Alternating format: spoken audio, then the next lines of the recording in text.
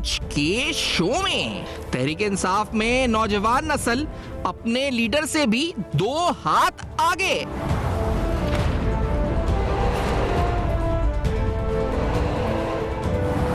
चोर डाकू लुटेरे पीटीआई वालों की जबान से सुन सुनकर कान पक गए।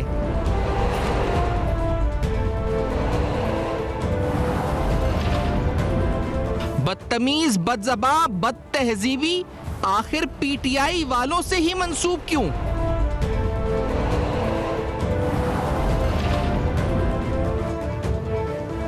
बानी पीटीआई की अजनबी सियासी तहजीब, बदतहजीबी और कम फहमी का तूफान।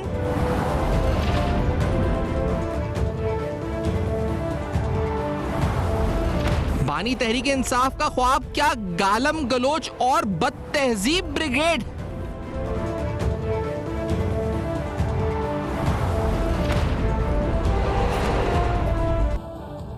अस्सलाम वालेकुम। पस पर्दा हक़ाइक़ सनसनीखेज़ इंकशाफ़ात प्रोग्राम बेनकाब, मैं हूँ आपके साथ सिफ़ान खान। नाज़रीन, इखलाकियात का ज़वाल जहाँ पर शुरू होता है, क्योंकि अक्सर कहा जाता है कि माशियात एक ऐसी चीज़ होती है, इसका ज़वाल अगर हो, यानी अगर आपकी side balance of payment side, economic indicators अच्छे परफॉर्म ना करें तो एक कौम उसको रिकवर कर सकती है। उसके लिए आप IMF के पास जा सकते हैं, कर्जे ले सकते हैं, अपनी माशी हाल को बेहतर कर सकता है। वो बायलैटरल मल्टीलैटरल सोर्सेस से या होम रिफॉर्म से सही कर सकता है। लेकिन जब कौम की इखलाकियात को बाकायदा उसकी धज्जियां उड़ाई जाए और एक मुनज़्ज़म तरीके से उड़ाई जाए, और उसके बाद जो ज़वाल इखलाकियात हैं, उस बुनियाद के ऊपर एक सियासी ग्रोह सामने आए और सियासी ग्रोह हर एक को इल्जाम तराशी करे, हर एक गालम गलोच करे, हर एक पर जिस पर उसकी बनती हो चोर डाकू कहे, इखलाकियात तहज़ीबी बदतमीजी की रोज नई मिसाल कायम करे, तो वो कौम जो होती है जो इखलाकियात में ज़वाल पज़ीर हो जाती है, उसकी रिकवरी कितनी मुश्किल होती है, ये बड़ा अहम तरीन सवाल बनता है। हमने देखा है कि पाकिस्तान तहरीक इंसाफ के वजूद से लेकर और खास तौर पर उनके उरूज के बाद, उनके हुकूमत में आने के बाद और फिर उसके बाद भी और उससे पहले भी बाकायदा सोशल मीडिया के जरिए और उसके अलावा जलसे जुलूसों के जरिए एक खास ज़बान नौजवानों को सिखाई गई। उनको इल्जाम तराशी और उनको गालम गलौज सिखाया गया, उनके ज़बान में कल्चर में जो इसमें रूट डाला गया। फिर हमने देखा पाकिस्तान तहरीक इंसाफ के रहनुमाओं ने बाकायदा इसमें मुनज़्ज़म तरीके से शामिल होकर अब आज भी अगर आप देखें तो अली अमीन गंडापुर जो वज़ीर आला खैर पख्तूनख्वा हैं, उनकी ज़बान के बारे में कोई एक फर्क कह सकता है कि ये वज़ीर आला की ज़बान है, कोई कह सकता है कि वज़ीर आला को ये शोभा देता है कि वो इस तरह की ज़बान इस्तेमाल करें। जहां पर भी कहीं पर हुल्लड़बाजी या कोई गलत वाक़या होता है तो उसको बजाय ये जमात यानी जहां पर इनके खिलाफ या इनके अगेंस्ट इनके नजरियात होता है तो उसको समझते हैं कि गाली देना, उसको बुरा कहना, और ये जो कल्चर पूरा का पूरा इसको बानी पीटीआई ने इनकलकेट किया है नौजवानों में। तो मेरा ज़ाती ख्याल है कि लोग कहते हैं कि साल 2019 जब से उनकी हुकूमत आई 2018 के बाद से जो उन्होंने मईशत का हाल किया या जो इन्होंने पाकिस्तान के खारजा उमूर का हाल किया या पाकिस्तान के चाइना के साथ जो ताल्लुकात खराब किए, पाकिस्तान को साइफर की वजह से नुकसान पहुंचाया, वो सारे नुकसान एक जगह। लेकिन पाकिस्तान की इखलाकियात को जो इस जमात ने और इसके रहनुमा ने नुकसान पहुंचाया, शायद कोई जो है इस पर मुतबादिल नहीं है, और उसका कोई खमियाजा हम किस तरह भुगतेंगे हमें नहीं पता किस तरह करेंगे, क्योंकि जो गालम गलौच जो जिस तरह की बातें सिखाई गई और आज तक जारी है और जो नजर आती है नौजवानों में, उसने जो हमारी नस्ल है उसकी पूरी सोसाइटी की फैब्रिक को तबाह कर दी। एक पूरी की पूरी नस्ल जो हमने तबाह की है जमात ने, और उसके रहनुमा जो बानी तहरीक इंसाफ में उन्होंने ऑपोजिशन यानी जो पाकिस्तान तहरीक इंसाफ की ऑपोजिशन है वो एक नहीं कई बार कहती है। नवाज साहब ने कल भी कुछ हवाले दिया था, क्या कहा था नवाज साहब? क्या आप एक ऐसा पाकिस्तान चाहते हो कि जिसके अंदर गाली गलोच हो, चोर डाकू की झूठे इल्जामात हों, इसको पकड़ लो उसको बंद कर दो, और जब आप मुल्क से अपने घर से बाहर निकलें तो घेराओ जलाओ की तरगीब दें, और आपकी कोई तवज्जो ना हो कि इस मुल्क में नौजवानों का क्या बनेगा, वो भी डिग्रीज लेके बेरोजगार फिर रहे हैं। और बिल्कुल दुरुस्त बात है कि नौजवानों का क्या होगा, उनका मुस्तकबिल क्या होगा, उनके पास इतनी ज़्यादा जो इक्विपमेंट होगी, यानी इतने इक्विप्ड होंगे, वेल इक्विप्ड होंगे कि वो आजकल के जो नए चैलेंजेस हैं आईटी के, नए चैलेंजेस हैं इकोनॉमी के, उसको फेस कर सकेंगे। लेकिन यहाँ पर तो नौजवानों को सिर्फ एक ही चीज सिखा दिया कि आपको किसी को गद्दार कहना है, किसी को गाली देनी है, किसी को ये कहना है, और आपने गाली को अपना हथियार बनाकर इदारे हो क्या, इस वक्त सियासी शख्सियात हो क्या, सहाफी हो, किसी को नहीं छोड़ा आपने। और आपने वो पूरा का पूरा कल्चर जो इस वक्त है आम आदमी के अंदर इनकलकेट करने की कोशिश की है। तो बानी पीटीआई का जो ये इतना बड़ा कंट्रीब्यूशन है हमारी सोसाइटी में, शायद इसका कोई हमेशा नाम हमें मिले, और इसका जो नुकसान है वो इतना इस वक्त मल्टीफेसेटेड, इतना ज्यादा चेहरे हैं इस नुकसान के कि हम इसको गिन भी नहीं सकते कि कितना नुकसान इससे हमारी मईशत का या हमारा माशरे का इससे हो चुका है। ख्वाजा आसिफ साहब भी बहुत कुछ कहते रहते हैं, कुछ साल पहले का बयान है, तो जरा सुनते हैं उन्होंने क्या कहा था। जनाब वाला, अपनी आवाज जो है उसकी गूंज, उसकी एको वापस आती है। अपनी आवाज की गूंज वापस आती है। जो चीजें आप कहते हैं उसकी रेजोनेट होती हैं, वो वापस आके हमें हॉन्ट करती हैं। इनको आज हॉन्ट किया जब ये बातें करते थे, पगड़ियां लोगों की उछालते थे, बसीयत एंकर। उस वक्त क्या होता था? नाज़रीन ये देखें कि पगड़ियां उछालना, गालियां देना, ये कल्चर जो इस वक्त है इसने तबाह किया इस वक्त, और आज ऐसा तबाह किया है कि हमें रोज ही इसके नजर आते हैं। मैं तो उस वक्त हैरान हुआ कि जब मुकद्दस जमीन मदीने की वहां पर भी हुल्लड़बाजी मरियम मौलवी साहब वहां पर थी, जो इस नून लीग के कुछ रहनुमा वहां पर थे, उस वक्त वहां पर भी हुल्लड़बाजी की गई। कोई एक जगह नहीं छोड़ी जाती जहां पर सियासी मकासद के लिए जो इन्होंने फॉर्म तैयार की है, वो अपने मकसद करने के लिए अपनी जो घटिया ज़बान इस्तेमाल करे, अपनी तहजीबी का जो प्रचार उन्होंने बानी सिखा दी, और वो अक्रॉस द बोर्ड हमें नजर आता है। मैं माशरती लिहाज से सियासी नहीं, इन्होंने हमें दिया क्या, माशरती लिहाज से इमरान खान ने हमें दिया क्या है, इस पर सवाल उठाएंगे। इज्जत खुर्रम साहब मौजूद हैं, उनको खुशामदीद कहते हैं। रोकड़ी साहब, आपने सियासत पे बहुत बात की, हमने आपके साथ मईशत पे हर जगह बात की, माशरती लिहाज से रोकड़ी साहब बताएं कि ये जो तबाह किया है कौम को, ये जो इमरान खान ने, आपके नजदीक कितना बड़ा डैमेज है ये? How big is the damage? Rokdi साहब देखिए सिफान मुआशरा हमारा बड़ा अच्छा मुआशरा था। जी आज 15-20 साल पहले चले जाएं तो हया, शर्म और सारी अख्तार हमारी ऐसी थी जो हमें दूसरी अक़वाम दुनिया में हमें सुपीरियर करती थी उनसे। हमारा माशरती निज़ाम, माँ बाप की बड़े की छोटे से प्यार एग्जिस्ट करता था। आप इस बंदे को जो भी इसकी मूवमेंट पहले भी कहते रहे जो ये जिस टारगेट अचीव करने के लिए आया था, इसने वो टारगेट अचीव किया। और आपकी एक बहुत सेन मुआशरे को, एक अच्छे मुआशरे को इसने गलाजत के टोकरे के अंदर फेंक दिया और इस कल्ट को डेवलप किया। इसने पॉलिटिकल पार्टी डेवलप नहीं की, इसने कल्ट को डेवलप किया।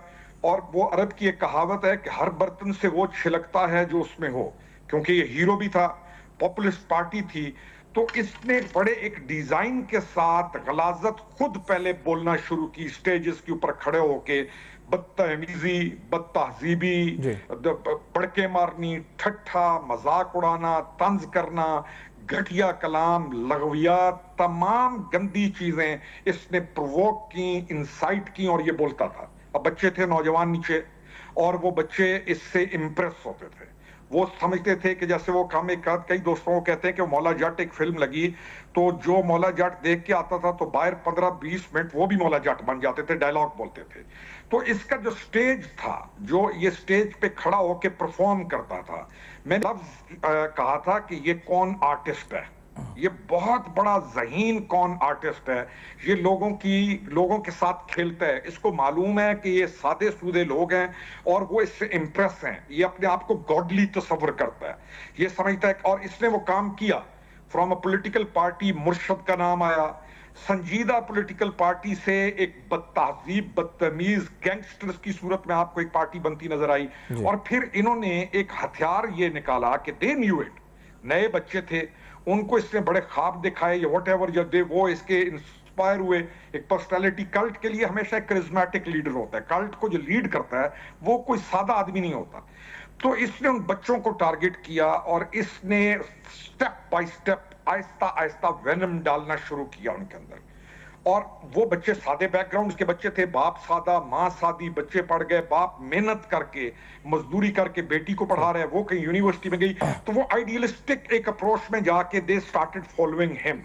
और in return what he gave back to them, इसने उनको बदतहजीब, इसने उनको लॉलेस, इसने उनको बदतमीज, फिर इसने सोशल मीडिया के इस्तेमाल करके लाइक्स के चक्कर के अंदर इसने उनको जलालत की टोकरियों में बंद करके बहुत दुरुस्त कहा आपने रोकड़ी साहब। एक ब्रेक हमें लेनी है, आपने बहुत दुरुस्त निशानदेही भी की और शुरू कहा आपने कहा कि कौन आर्टिस्ट थे, पहले खुद आके इन्होंने स्टेज पे बातें बकी, फिर उसके बाद जो है इस वक्त नौजवानों को इनकलकेट किया और नौजवान भी इस तरफ जो है वो रुझान उनका हुआ। एक ब्रेक के बाद आएंगे और सवाल उठाएंगे, माशरे को बिगाड़ने में बानी पीटीआई का असल किरदार क्या था, करेंगे बेनकाब, हमारे साथ रहिए। वेलकम बैक, आप देख रहे हैं बेनकाब। बेनकाब में अहम तरीन सवालात, किस तरह अखलाकियात का जनाजा निकाला गया, अखलाकियात का बदतमीजी बदतहजीबी सिखाई गई और किस तरह स्टेज से पाकिस्तान तहरीक इंसाफ के बानी पीटीआई ने नौजवानों के अंदर ये तमाम जो कल्चर था इनकलकेट किया और उसका खमियाजा आज हम भुगत रहे हैं। हमने देखा है कि एक पूरा का पूरा माशरा तबाह कर दिया इस शख्स ने और जो नुकसान पाकिस्तान की मईशत को पहुंचा, जो नुकसान पाकिस्तान के सिफारती उमूर को पहुंचा, जो सियासी तौर पर नुकसान पहुंचा, वो सब आप एक तरफ रख दें। लेकिन जो पाकिस्तान में इखलाकियात का जनाजा इस जमात ने और इस शख्स बानी पीटीआई इमरान खान ने निकाला, इसका कोई खमियाजा नहीं, इसका कोई नमो बदल नहीं। इसकी अगर कॉस्टिंग करने जाए तो आप कोई कॉस्टिंग नहीं निकाल सकते, क्योंकि ये इतना बड़ा नुकसान है कि आपने एक पूरी नौजवान नस्ल को, एक पूरी नस्ल को, और अब तो मैं उनको नौजवान भी नहीं बल्कि उसमें ढेर उम्र लोग भी शामिल हो गए, जिनको सिखाया ये गया है कि उनको सिर्फ गाली देनी है, तनकीद और उनमें दलील नहीं है उनके अंदर, उन्हें सिर्फ और सिर्फ अपने हरीफ को उस पर नीचे दिखाना है, उसको गाली देनी है, उसकी तज़हीक करनी है, और ये पूरा का पूरा कल्चर इनकलकेट कर दिया गया है। खुरम साहब, ये आप बता रहे थे किस तरह ये मुमकिन हुआ, तो ये पूरा ऑर्गेनाइज तरीके से रोकड़ी साहब हुआ, ये जो जिस तरह से ये बात फैलाई गई स्टेज के जरिए, और फिर जो इसमें किस तरह क्या क्या मोड इस्तेमाल हुए, क्या क्या मीडियम इस्तेमाल हुए, और ये it was a planned strategy sir Rokdi साहब? डेफिनेटली सैफान, अब हमें कोई इसमें आर नहीं है जी कि प्लान स्ट्रैटेजी के तहत हुआ। और ये जो इसका जो नैरेटिव था, ये बड़ा एक कैलकुलेटेड नैरेटिव था अच्छा। जिसमें इसने आपके मुल्क की हर बुनियाद को, हम ये नहीं कह रहे कि मुल्क को बहुत आला जगह के ऊपर था दुनिया के अंदर, नहीं, मुल्क के साथ इश्यू भी होते हैं, प्रॉब्लम्स भी होते हैं। अब ये आया था कि मैं उन चीजों को ठीक करूंगा, और लोगों ने जो शुरफा या जो अच्छे लोग थे उन्होंने भी इसको कहा कि यार ये आके अच्छा काम करेगा। लेकिन आप ये देखें कि इसने आपकी मुआशियात, इसने आपकी इक्तिसादियात, इसने आपका डिफेंस सिस्टम, इसने आपका कश्मीर, इसने आपकी ब्यूरोक्रेसी, इसने आपका पंजाब, केपी, हर चीज को सिस्टमैटिक डैमेज किया। वो एक चीज है। अब इसने काम ये शुरू किया कि इसने आपकी नौजवान नस्लों को टारगेट किया, और इसको ये मालूम था कि इस मुल्क की जो वहदत है या इस मुल्क की जो बाइंडिंग फोर्स है वो आपकी अफवाज पाकिस्तान है। और इसने एक इतना जहानत के साथ वो नैरेटिव लिया और उसको ये परफॉर्म करता था। मैं ये कहता रहा हूं कि ये परफॉर्म करता है, ये स्टेज के ऊपर आके एक कौन आर्टिस्ट की तरह परफॉर्म करता है, ये जो गुस्सा दिखाता है ये इसकी परफॉर्मेंस है, ये जो नारे मारता है ये इसकी परफॉर्मेंस है, ये एक एक्टर है और ये एक बदनुमा दाग है इस मुल्क के ऊपर। जो लोग भी, जिन लोगों ने भी इसकी मूवमेंट को स्टार्ट किया और उन्होंने इसको इनकलकेट किया, और बावजूद जानने के जब उनको मालूम हो गया कि ये काम कर रहे हैं और उन्होंने इसको ना छोड़ा, तो वो इस पॉपुलिस्ट मूवमेंट का हिस्सा बन गए, असीर बन गए। दे न्यू इट कि अगर हम इसको छोड़ते हैं तो इसके जो नीचे गौल इसने ट्रेंड किए थे वो हमें रुसवा करेंगे। इसने उन माँ बाप, इसने माँ बाप से बच्चे छीने हैं। इसने गरीब मस्कीन लोगों से, जो एक बड़ी आपकी अच्छी सोसाइटी थी जहाँ तमीज और तहजीब थी, हम कोई ऐसा मुल्क नहीं है कि जिसके अंदर आप स्कीइंग कर रहे हैं लोग जाके, या नौजवान जो है वो फिर रहे हैं स्कैंडिनेविया जाके, या K2 पे हर कोई चढ़ रहा है। गरीब सा मुल्क है हमारा। इसने उस तमाम चीज को बर्बाद किया और आपकी नस्ल को उड़ा के रख दिया। वो बैठे हुए सोशल मीडिया के ऊपर, ज़ॉम्बीज की उनकी कैफियत है। कोई कुहाट बच्चा बैठा है, कोई मियावाली बैठा है, उसको अपने गले मोहल्ले का नहीं पता, लेकिन इसके वो एक आ गया शहर के अंदर और फिर एक नया लफ्ज इन्होंने डिराइव किया फ्रॉम पॉलिटिकल सर्कल्स, ये मुर्शद बन गया, अब मुर्शद है। और फिर कोई इसके साथ पीरनी भी आ गई। दे वर डूइंग इट, एक कल्ट को डेवलप कर रहे थे।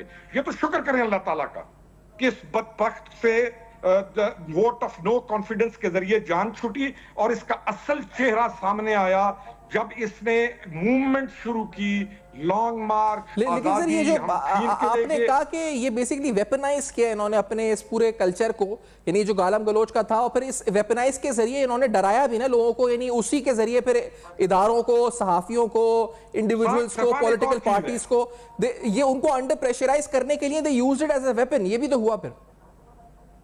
स्टेफान था ही वेपन। इसको इसने इतना एक माफिया क्रिएट किया और इसके जो वॉलंटियर्स थे वो कोई ऐसे नहीं थे, वो मोबिलाइज किए जाते थे, वो एक डायरेक्शन में पूरी उनको डायरेक्शन दी जाती थी और हर शरीफ आदमी, हर मुअज़्ज़िज़ आदमी खौफज़दा कर दिया इसने। हर वज़ादार सियासतदान को इसने सहमा दिया।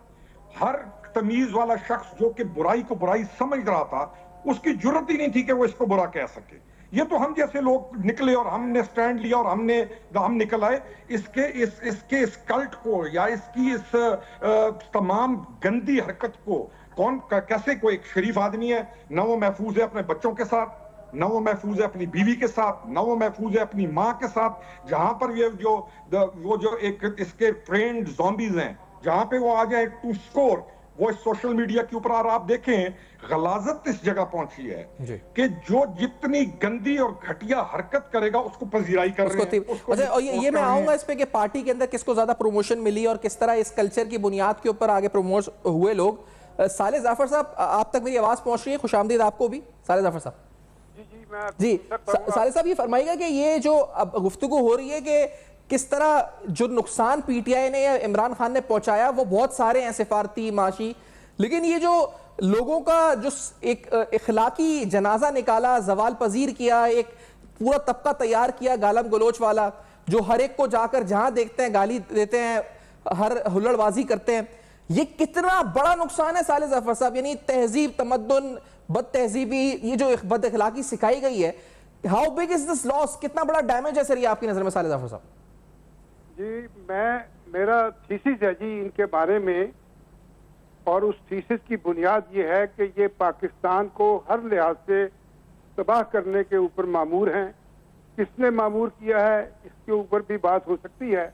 मैं आपको याद दिलाना चाहता हूं कि पाकिस्तान जब बना था, पाकिस्तान का क़याम जब अमल में आया था जी, तो ये तसव्वुर था कि पाकिस्तान में जो निज़ाम ज़िंदगी होगा वो इस्लाम की इबादत के ऐन मुताबिक होगा, इसमें मईशत इस्लाम के मुताबिक होगी, इसमें मुआशरत इस्लाम के मुताबिक होगी।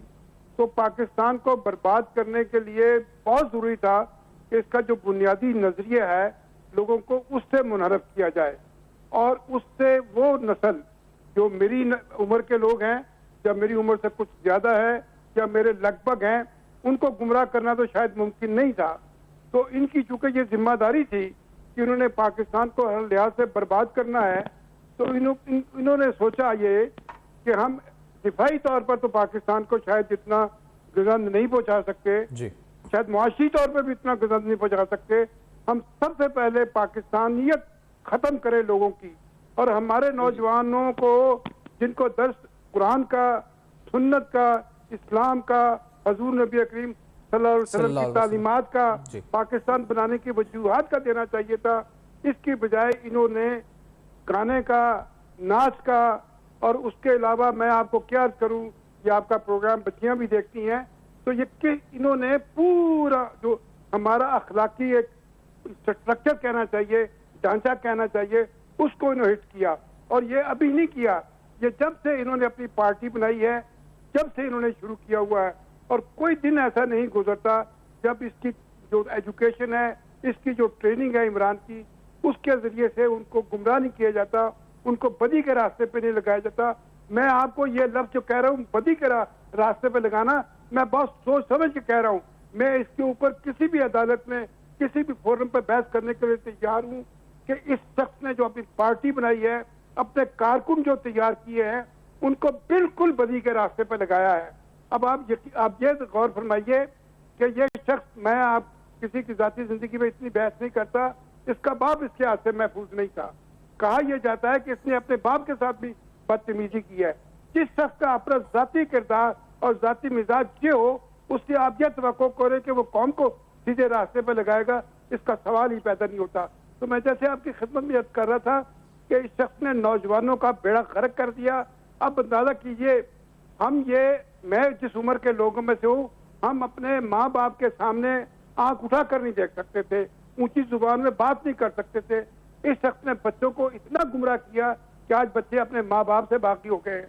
जो बच्चे अपने माँ बाप से बागी हो गए, वो मुआशरे से भी बागी हो गए, वो उन कदरों से भी बागी हो गए, वो उन बातों से भी बागी हो गए हैं जिनका ताल्लुक पाकिस्तान की असास और बुनियाद से है। तो उसका यही नतीजा निकलेगा जो आप हमारे सामने है। अब और ये जो ये बताएं कि इसका असर जो है सियासी लैंडस्केप पे कितना पड़ा, यानी दीगर जो सियासी जमातें हैं, खासतौर पे सियासी कायदीन हैं, क्योंकि अभी हम कह रहे थे कि इसको बाकायदा हथियार के तौर पे इस्तेमाल किया गया, फिर यानी ज़ीरक सियासतदान जैसे मौलाना फजल रहमान टाइप के और बड़े बड़े नाम भी, उनको टारगेट किया गया, कभी किसी को टारगेट किया गया। आज वो लोग इनके साथ मिले हुए तो उनकी तारीफ की जा रही है। अब वो मुज़ाकरात हो रहे होते हैं उनसे, अगर मुज़ाकरात नाकाम होते हैं तो दौरान मुज़ाकरात ही उनको गालियां पड़ना शुरू हो जाती हैं बीच में ही, कि अगर नाकाम हुए तो पहले से ताने तैयार होते हैं कि अब ये कहा, आपको ये कहा, वो कहा। तो कितना फर्क पड़ता है इससे सियासी लैंडस्केप और सियासी कायदीन की जो इस वक्त उनके जो सियासी चालें होती हैं उनके ऊपर भी? यही जो मैं आपको अर्ज कर रहा हूँ कि इस शख्स ने अखलाकी अक़दार इस हद तक तबाह की है। मैं आपको एक बिल्कुल ऐसा वाक़या सुनाता हूँ जो जब से ये अभी इन्होंने मूवमेंट नहीं शुरू की थी 2014 वाली, तो मैंने इनसे पूछा, इनके एक बहुत करीबी लीडर से, मैं उसका नाम लेना मुनासिब नहीं समझता, मैंने कहा यार आप लोग ये क्या करेंगे, क्या नजरिया, क्या सोच देंगे लोगों को?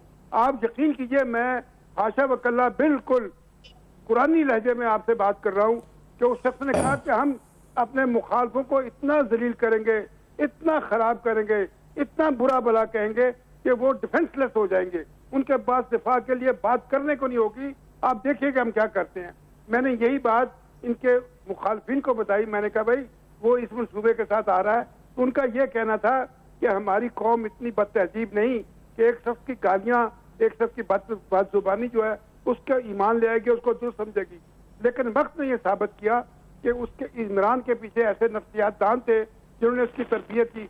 उसने कहा कि आपने उन लोगों को एड्रेस नहीं करना जिनको अच्छे और बुरे का पता है, आपने उन लोगों से मुखातब नहीं होना जिनको पाकिस्तान की माशरत और सियासत के पस मंजर का पता है, आपने उन बच्चों से मुखातिब होना है, आपने उन बच्चों का बेड़ा गर्क करना है जिनको अभी तक पाकिस्तान के बुरे भले का पता नहीं। आप तहरीक इंसाफ के किसी कारकुन से ये पूछें कि पाकिस्तान का जुग्राफिया क्या है, वो आपको नहीं बता सकेगा कि पाकिस्तान के मगरब में क्या है, मशरिक में क्या है, पाकिस्तान क्यों बना था। आप उनसे पूछे, वो बिल्कुल नहीं बता सकेंगे। क्या है जी, हमने आजादी लेनी है। किससे आजादी लेनी है भाई? किस चीज की आजादी लेनी है? हकीकी आजादी। और भाई किस तरह की हकीकी आजादी, ये तो बताओ। कोई सोच नहीं है, सिर्फ नजरिया है और नजरिया ही इनकी नरेशन है। और वो नजरिया जो है वो गुमराह कुन है। उस नजरिए के जरिए से ये नौजवानों का अखलाक तबाह कर रहे हैं। और लेकिन ये सारे साहब ये बताएं कि आज वो किसी के खिलाफ हो, कल किसी के खिलाफ हो, कल वो किसी इदारे को करें, कभी किसी सियासतदान को करें, तो लेकिन हम ये कहते रहे कि चले जी सियासतदान का था, अब कहते जी नहीं ये फला सहाफी को टारगेट किया आज। लेकिन वो रोज, और उनके तो जैसे कहा जाए कि जो चीफ मिनिस्टर केपी हैं वो तक वही जबान इस्तेमाल कर रहे हैं ना। कोई नीचे का कारकुन हो तो बात समझ में आता है कि उनके तो ऊपर लेवल तक यही जबान इस्तेमाल हो रही है। तो उसका कला कमा कैसे हो, कैसे इसका खात्मा हो, कौन इसको दुरुस्त करे, कैसे सर्जरी हो इसकी? वो खुद तो जेल में, लेकिन फिर भी वो जो उन्होंने खराब करा है पूरा माशरा, वो तो कर दिया, तबाह कर दिया है। उसका कैसे खमियाजा भुगते, कैसे इलाज करें इसका, क्या करें इसका? ये बिल्कुल आप ठीक कह रहे हैं, अगर मैं आपको ठीक तरह से सुन पाया हूँ। जी जी। इन्होंने अपने हसब मुकर्रर किए मुआशरे के वो तबकात जिनकी इज्जत है, जो पाकिस्तान को कोई डिलीवर कर सकते हैं, पाकिस्तान को खिदमत कर सकते हैं, उन लोगों को खराब करने के लिए, उनका तासुर तबाह करने के लिए इस शख्स ने नौजवानों को इस्तेमाल किया। अब मुझे यह बताइए कि मौलाना फजल रहमान जिनके बारे में इंतहाई बेहुदा जुबान इस्तेमाल की, आज उस इंदल जरूरत, अपनी जरूरत के तहत उनको मौलाना भी कहते हैं। और मैं आप हैरान हो गए सुन के। मैंने एक शख्स से पूछा, इनकी पार्टी के एक लीडर से, मैंने कहा वो आप डीजल डीजल कहते थे, कहता डीजल की बात बंद न करें, अब तो वहां नूर बरस रहा है। अब अंदाजा कीजिए कि ये इन लोगों की हालत है। फिर उसके बाद आप देखिए इनकी पार्टी में जो लोग थे, जब तक इनके साथ है उनके लिए अल्फाज अच्छे हैं, और वो अगर कल उनका साथ छोड़ जाते हैं तो ये जो इनके सोशल मीडिया के लोग हैं वो अपनी खराफात से उनका बेड़ा गर्क कर देते हैं। फिर ये आप देखिए पाकिस्तान की आर्मी जिसके मोढ़े पे बैठ के ये आए थे, जिनके कंधे पे बैठ के इन्होंने पूरी सियासत की है, उन्होंने कहा कि भी थोड़ी सी इंसानियत अख्तियार करे, थोड़ी सी अखलाकियात अख्तियार करे। अब उनको भी इन्होंने टेक ऑन करना शुरू कर दिया। उनके बारे में पिछले 2-3 साल से गलीज जुबान इस्तेमाल कर रही है। और पाकिस्तान की आर्मी वो लोग हैं जिन लोगों ने अपना आज जो है अपना आज कुर्बान किया है हमारे कल के लिए। आप देखिए पाकिस्तान की आर्मी सरहदों पर क्या खिदमत अंजाम, रोज उनके नौजवान शहीद हो रहे हैं। वो किसी तनख्वाह के लिए शहीद नहीं हो रहे हैं, वो पाकिस्तान के लिए शहीद हो रहे हैं। ये उनको भी गालियां बक रहे हैं। ये पाकिस्तान की इकोनॉमी को तबाह करने के लिए आप देखिए ये IMF के हेड ऑफिस पे बाहर गए, ये वर्ल्ड बैंक में गए, खत लिखे, अपने फाइनेंस मिनिस्टर को कहा कि आप उनको लेटर लिख दें कि हम आपके साथ ताउन नहीं करेंगे, ताकि यह है कि पाकिस्तान की वो जो इकोनॉमिक शाहरग है वो कट जाए। वो जो पाकिस्तान को इमदाद मिलने के इम्कानात या कर्जा मिलने के इम्कानात जो थे वो बंद खत्म हो जाए, ये वहां पर रास्ता इन्होंने काटा। यही नहीं, अब आप देखिए कि ये 9 मई को इन्होंने क्या किया। 9 मई में भी इनका हदफ क्या था? 9 मई को इनका हदफ ये था कि किसी तरीके से पाकिस्तान की फौज में बगावत कराई जाए और पाकिस्तान की फौज में अपने मनपसंद लोगों को लाया जाए। अब आप अगले दिन देखिए पाकिस्तान के चीफ जस्टिस यहाँ पर कहीं खरीदारी करने गए थे। सही, लेकिन ये बताएं सारे साहब कि मैं तो ये तो हम सब देखते हुए आ रहे हैं, लेकिन अब बात ये कि खुर्रम साहब आप अभी फरमा भी रहे थे कि जो पार्टी के अंदर प्रमोशन होता है वो भी इस बुनियाद पर हो रहा है कि जो ज्यादा गालियां दे तो इस बुनियाद पे वजीर आला खैबर पख्तूनख्वा जो हैं उनकी अगर कोई क्वालिफिकेशन और मेरिट है तो क्या है वो यही है कि वो ज्यादा भरपूर तरीके से पार्टी की जो तर्जुमानी है यानी बदतमीजी, गालम गलोच, बदतहजीबी, बदअखलाकियात वो कर सकते हैं। रोकड़ी साहब यही है और भी कोई क्वालिफिकेशन है इनकी? रोकड़ी साहब सबसे बड़ा क्राइटेरिया यही चाहिए। अच्छा, बदतहजीब होना चाहिए, बदतमीज होना चाहिए, झूठा होना चाहिए, दज्जालियत से भरा हुआ होना चाहिए, और इन तमाम चीजों के साथ उसको इसका बड़े लेवल का पुजारी होना चाहिए। यानी उसने एक इस बुत को राजी रखना है और उसके बाद ये जो डायरेक्शन देगा वो वही करेंगे। अगर आप समझे ना कि ये जो करते हैं, ये जो उन्होंने आके स्टेज को तकरीरें करते हैं या ये जो लगवियात बकते हैं कि ये they do it by themselves, no. अच्छा, ये डायरेक्शन देता है, ये उनको पॉइंट्स देता है कि तुमने इन पॉइंट्स पे बोलना है, और फिर उनका सर्वाइवल इसी में है। अगर वो इस कोड ऑफ कॉन्डक्ट को फॉलो करेंगे, वो इसके कोड ऑफ कॉन्डक्ट को इसके साथ लेकर चलेंगे, सैफान वो इसकी पार्टी में रह भी सकता है और ऊपर भी जा सकता है।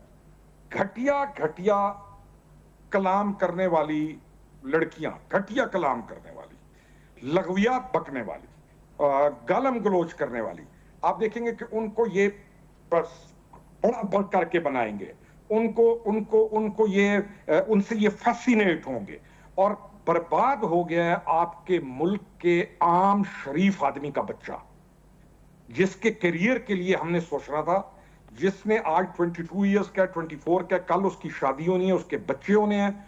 वो बच्चे का मेंटली इसने उनको साइकोलॉजिकली डिसऑर्डर मिलेगा, वो बच्चा बर्बाद हो गया। आप एक बहुत बड़ा आपने टास्क करना है इस मुल्क के अंदर। आपको, हम तमाम पॉलिटिकल लोगों को, जो सिविल सोसाइटी के हैं, जो मुअज़्ज़िज़ लोग हैं, आप सैफान ये देखें कि इसने एजुकेशन डिपार्टमेंट को पोल्यूट किया।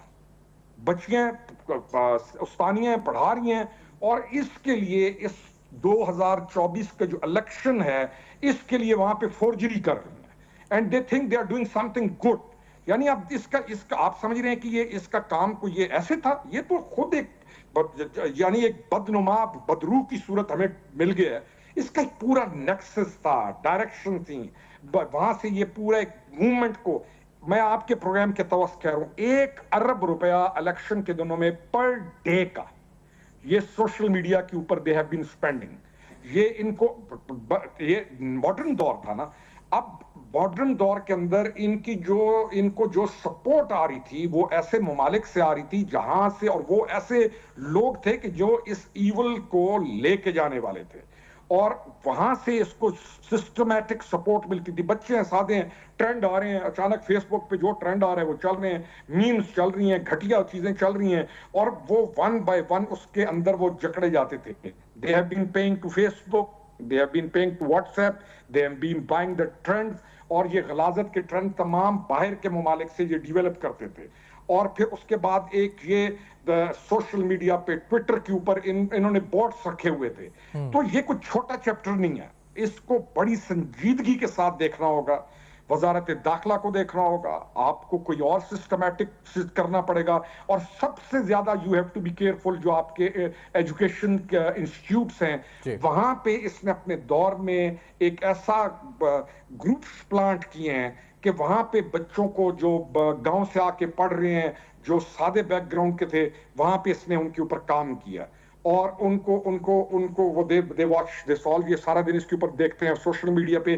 तो दे हैव ड्रीम्स, उन बच्चों के ख्वाहिशात हैं, उन ड्रीम्स के लिए हमने उनको यहां पर देना है। और प्लस हम एक हम्बल सा मुल्क हैं, हमने अपने मुल्क को बचाते हुए उन बच्चों के लिए आगे बेटर फ्यूचर के लिए जाना है, ताकि इसकी गंदगी और इसकी उस गलाजत से निकले। We have 2-3 years। और ये काम अगर ये बहुत स्ट्रेटेजिक इंपॉर्टेंस के साथ इसको लेकर चलना होगा, आप जो बात कह रहे हैं साहब, और जरूरी करना पड़ेगा, वरना तो एक नस्ल पूरी की पूरी हम खो देंगे, ये पूरी की पूरी हम नस्ल खो देंगे गालम गलोच और इन सारे मामलात को लेकर। मैं बहुत शुक्रिया अदा करूंगा रोकड़ी साहब, आपने प्रोग्राम में ज्वाइन किया। साले जाफर साहब का बहुत शुक्रिया, आप साथ रहे। एक ब्रेक के बाद समराइज करेंगे, हमारे साथ रहिए। वेलकम बैक, आप देख रहे हैं बेनकाब। बेनकाब में अहम तरीन सवालात उठाए कि किस तरीके से पाकिस्तान में माशी, सिफारती, दिफाई लिहाज से जो नुकसान पहुंचा वो अपनी जगह, लेकिन इखलाकी एतबार से बानी पीटीआई ने बाय डिज़ाइन किस तरह पाकिस्तान की एक पूरी नस्ल को तबाह करने की भरपूर कोशिश की है, और उनमें किस तरह जहर अपना इस पर जो है इस पर इनकलकेट किया, और वो पूरा जो कल्चर है जिस बुनियाद के ऊपर वो आज गालियां देते हैं, बदतहजीबी करते हैं, बदअखलाकी करते हैं, अपने सियासी मुखालफिन को बिछाड़ते हैं, हुल्लड़बाजी करते हैं, और उनको कहीं कोई इदराक नहीं है कि मुल्क और उनकी अपनी जात के लिए भी वो जो कर रहे हैं वो दुरुस्त है या नहीं है। ये सारी चीजें बेनकाब करिए। आपका फीडबैक हमें मौसूल होगा फेसबुक, ईमेल और एक्स पर। देखते रहेगा, अब तक अपना बहुत ख्याल रखिए।